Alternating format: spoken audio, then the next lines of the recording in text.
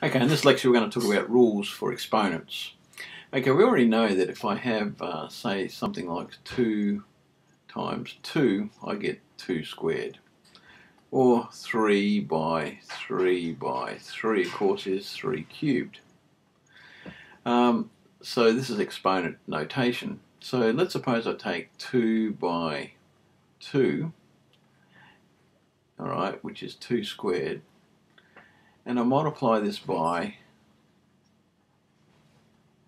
say, 2 by 2 by 2, which of course is 2 cubed.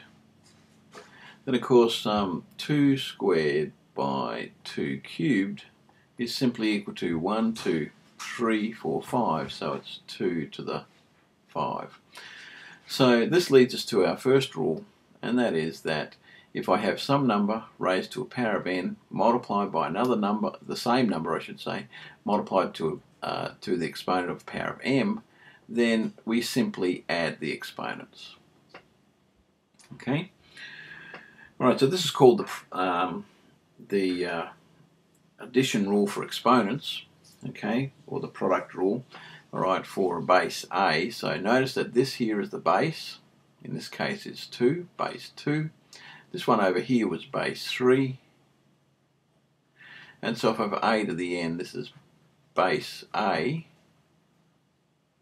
And we have an exponent of n.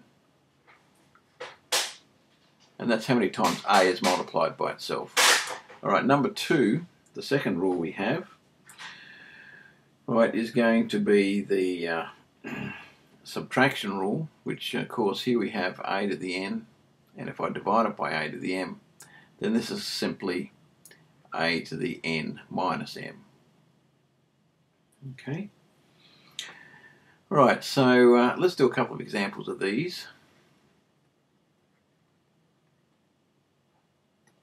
Okay, so let's find, all right, for example, negative 5r cubed, okay, by 6r to the 4, okay, by negative 3r. Okay, now the way you do these is you deal with the numbers first, okay. You'll notice that you have negative 5 by 6 is negative 30, times by negative 3 will give me 90, okay. And now we have r cubed, and we're adding the 4 because we're multiplying by r to the 4. And this r here is like an r to the 1. So we add 1. So my final result will be 90 r to the power of 8. Okay. Alright. Okay, so also of course if we have, let's do number 1, and this one's number 2. Let's find negative 6p to the 6, and that's divided by 3p to the 2. Then this becomes, again, do the numbers separately, all right, because the exponent's just applied to the p part, so this will be p to the 6 minus 2, which will be negative 2p to the 4. Okay. Right, the next one we have is what's called the power rule. Okay.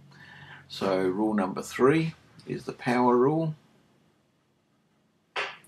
That says this: if I have a to the n and I raise it to the power of m, this is equal to a to the n times m.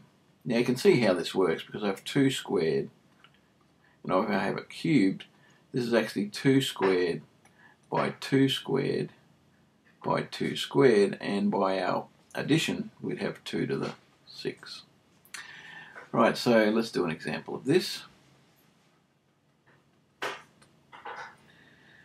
Okay, so let's simplify this. Okay, and let's do negative 3 to the a cubed, right, over bc to the 4, and let's raise all this to the power of 2. Right, now the thing to keep in mind is that every part inside this parentheses is raised to the power of 2, so it's going to be negative 3 squared to first off. Then we're going to have a cubed squared, and let's do this will be b squared here, and c to the 4 squared. So this will be negative 3 squared, of course, is 9. The product rule here says that this will be, or power rule I should say, says this will be a to the 6 over b squared, and then 4 times 2 is 8, and that would be my result. Okay. Alright, power rule number 2 says this: if I have ab to the power of m, this is simply a to the m and b to the m. Okay, and you can see that we've really used that particular rule right here. And if we do an example, okay, let's have a look. Let's do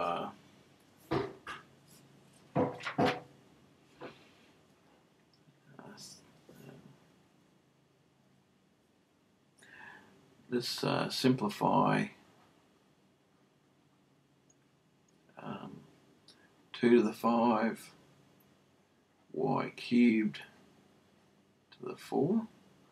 This will be 2 to the 5 to the power of 4 by y cubed to the power of 4, which will be 2 to the 20, 5 fours are 20, y to the 12, 3 fours are 12.